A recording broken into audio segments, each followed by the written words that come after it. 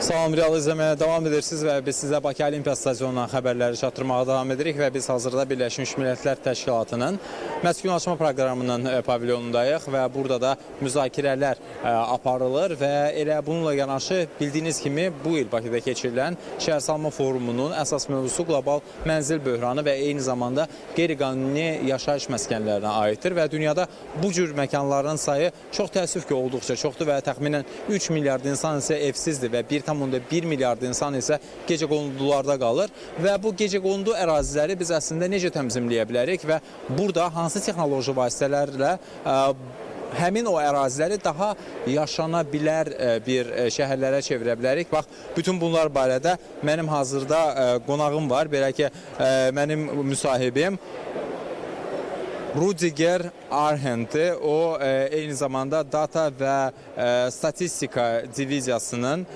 analitikidir və biz onunla kosmos barədə və peyklər vasitəsilə bu problemi necə həll edə bilərik? Bax, bu mövzular barədə danışacağıq. Xatırladım ki, müsahibim ingilis dili olduğu üçün mən onun danışıqlarını sizə Azərbaycan dilinə tərcümə edəcəm.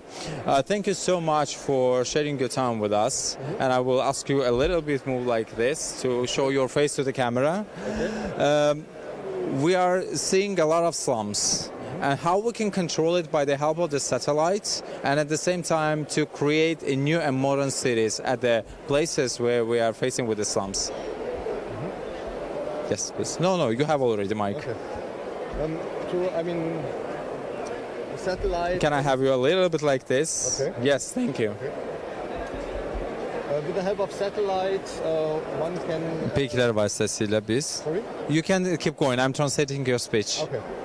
With the help of satellites, you can monitor the development of individual settlements. Biz peyklər vasitəsilə həmin o ərazilər, hansılarda ki, insanlar daha çox məskunlaşıb, biz onları monitorinq edə bilərik və onlar həmin o əraziləri daha gözəl və şəhərlərin qurulması üçün infrastrukturla təchiz edə bilərik və beləliklə mənzil böhranı problemini həll etmiş olaraq.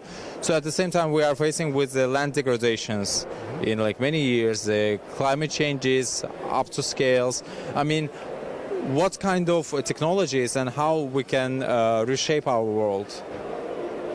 I mean, geospatial tools can go only so far. I mean, you can... Sualım boş ərazilərlə bağlı oldu ki, biz bunu necə həll edə bilərik daha yaxşı vəziyyətə gətirilməsi üçün iqlim dəyişikliklər fonunda? Sözsüz ki, təbiət dəyişir və iqlim də dəyişir və torpaqlar çirklənir və sözsüz ki, burada dayanan digər mövzulardan biri siyasi məsələlərdir. Çünki dövlət siyasətlərində bu olmalıdır və ekoloji cəhətdən də biz bütün bunları təmzimləyərək mexanizmlər vasitəsilə yerinə yetirə bilərik. And we are at the WUF 13. The world is talking about the housing problem. I mean, what kind of practices should countries, how to say, to exchange how they should exchange their practices with each other?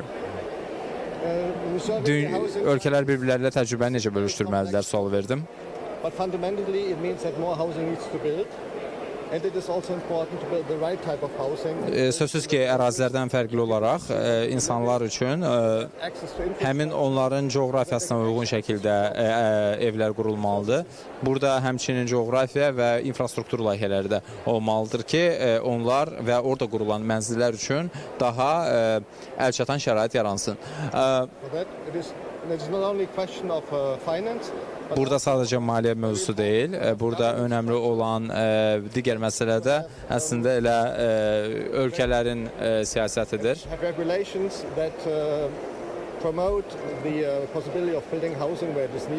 Və düzgün siyasət qurulmalıdır ki, həmin o mənzillər tikilə bilsin. In many OECD countries there's still too much NIMBYism, that it's not in my backyard. Və bir çox yerlərdə isə yoxdur həmən o infrastruktur ki, onları qaydalar ki, onları yerinə yetirə bilsinlər. Which means basically while everybody agrees that housing needs to be built, Və ona görə də bir çox insan bəlkə də düşünür ki, bir orada evlər tikilə bilər. Do not want more housing to be built where they live. Amma bəzi insanlar da var ki, həmin onların ərazilərində həmin o evlərin tikilməsinə qarşıdır. And that's obviously Çünki orada mədəniyyət və qorunma anlayışı var və bu da bu mənzil problemini bir çox aspektdə fərqli edir. Thank you so much for sharing your time. Və bir daha xatırladıram ki, mənim müsahibim Rudiger Ahrend idi və biz onunla eyni zamanda həm PEK və eyni zamanda məskunlaşma ilə bağlı olan mövzuları müzakirə etdik və hələlik mənim sizə çatdıracaqlarım bunlardan ibarətdir. Siz serialı izləməyə davam edin. Təşəkkür edirəm. Bir daha xatırladım ki, bizimlə birbaşa bağlantıda xüsusi müxbirimiz Sabir Səfərov